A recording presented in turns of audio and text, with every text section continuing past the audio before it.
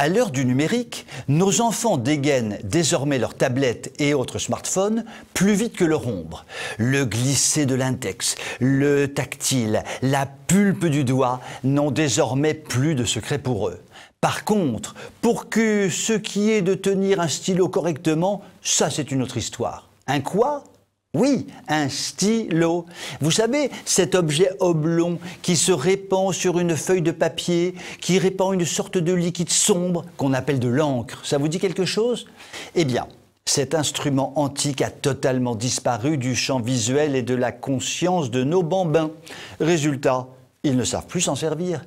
Et quand ils s'en servent très mal et leur écriture est très peu lisible.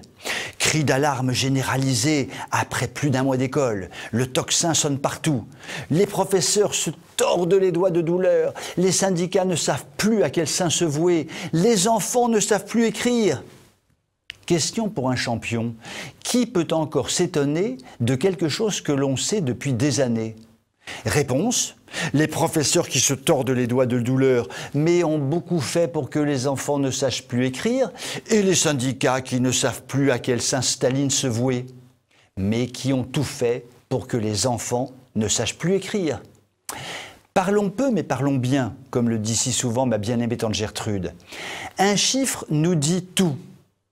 Dans les années 1960, un instituteur de la classe de 11e consacrait environ une dizaine d'heures par semaine à l'apprentissage de l'écriture.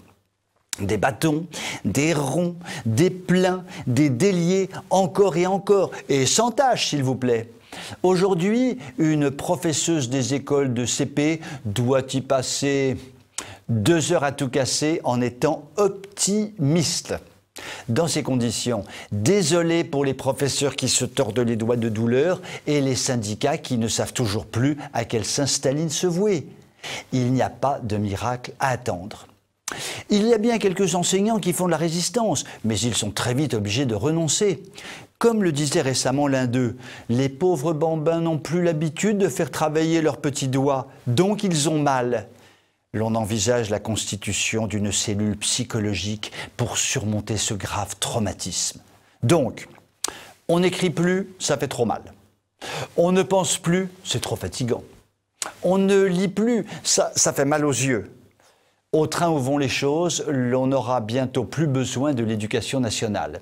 Peut-être ne restera-t-il finalement que les écoles privées sous contrat ou hors contrat qui gardent dans l'idée que savoir lire, écrire et compter n'est pas forcément totalement stupide pour le bel épanouissement de l'enfant.